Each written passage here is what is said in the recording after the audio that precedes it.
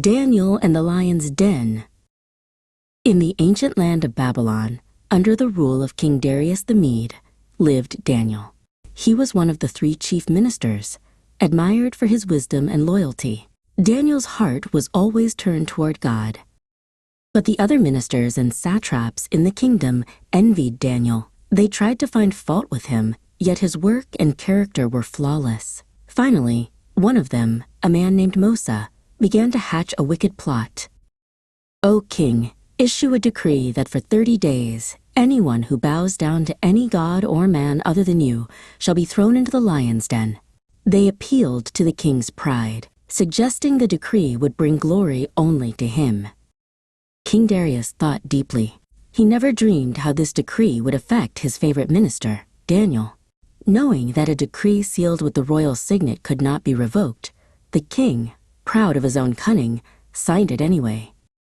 Daniel knew the decree had been proclaimed, yet he did, just as he always had. He opened his windows toward Jerusalem and knelt 3 times a day, praying and giving thanks to his God. Mosa and the ministers rejoiced and secretly spied on Daniel while he prayed. When they confirmed that Daniel was defying the king's order, they immediately rushed to the king to report him.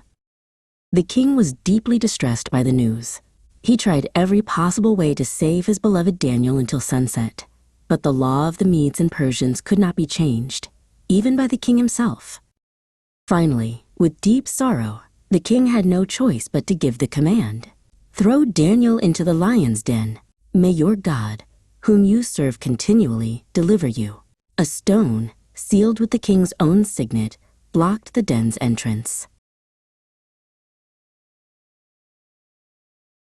At dawn the next day, the sleepless king rushed to the lion's den.